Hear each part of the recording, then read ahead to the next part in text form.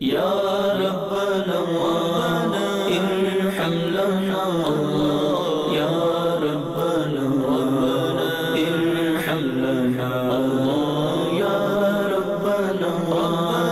ارحم لنا یا ربنا ارحم لنا میں مکے میں پھر آ گیا یا الہی میں مکے میں پھر آ گیا کہ کاش ایسا ہو جائے کہ ہم کم از کم یا غصے کو بولے 3 طلاق دے دیں اس کے میکے بھیج دیں نہ غصہ نہ کریں اب جیسے طواف کر رہے ہیں تو بعض لوگ طواف میں غصہ دکھاتے ہیں کونی لگ گئی پاؤں لگ گیا اب اگر اتنی نزاکت ہے طواف موقوف رکھیں اور ایسے موقع بنائیں جب بھیڑ نہ ہو تمہارا یہ کہ بھیڑ میں طواف کا اپنا لطف ہے اور کم رش میں طواف کا اپنا لطف ہے اب یہ اپنا اپنا ذوق ہوتا ہے اب جیسے کہ آج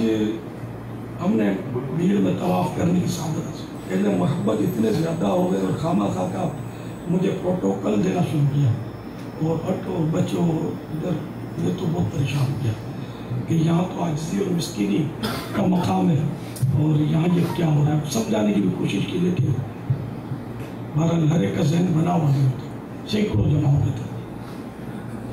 آج ہم نے ایسا وقت منتخب کیا کسی کو پتہ ہی نہیں چلے ہم تھے آپس میں چند